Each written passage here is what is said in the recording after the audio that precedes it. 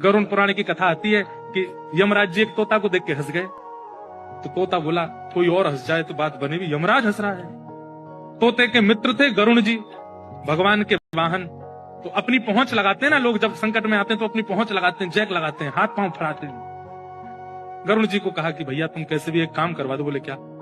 ये यमराज जी मुझे देख के हंस गए हैं, मुझे लग रहा है अब मेरे जीवन के दिन 4 बचे हैं। तुम कैसे भी भगवान से कहकर के मेरी जो जीवन अवधि है उसको बढ़वा दो, क्योंकि मुझे पता है कि ये यमराज जी तभी हंसते हैं जब किसी को उठाना होता है। गरुड़ जी बोले भगवान से बाद में बात करूंगा, पहले तुम मेरे पास आओ, बैठो मेरी कमर पे।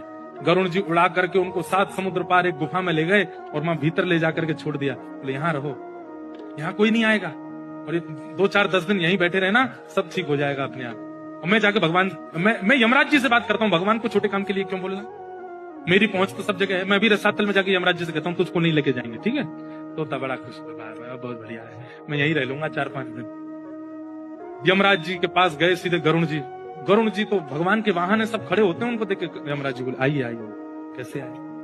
बोले हम बस एक बात कहने आए हैं, फिर हमको जाना है वैकुंठ। हमारा एक मित्र है तोता, वहां का, उसका ये नाम है। बोले अच्छा, तुम उसको देख के हंस गए थे परसों, क्यों हंसे थे? कोई योजना बन रही हो तो मत बनाना।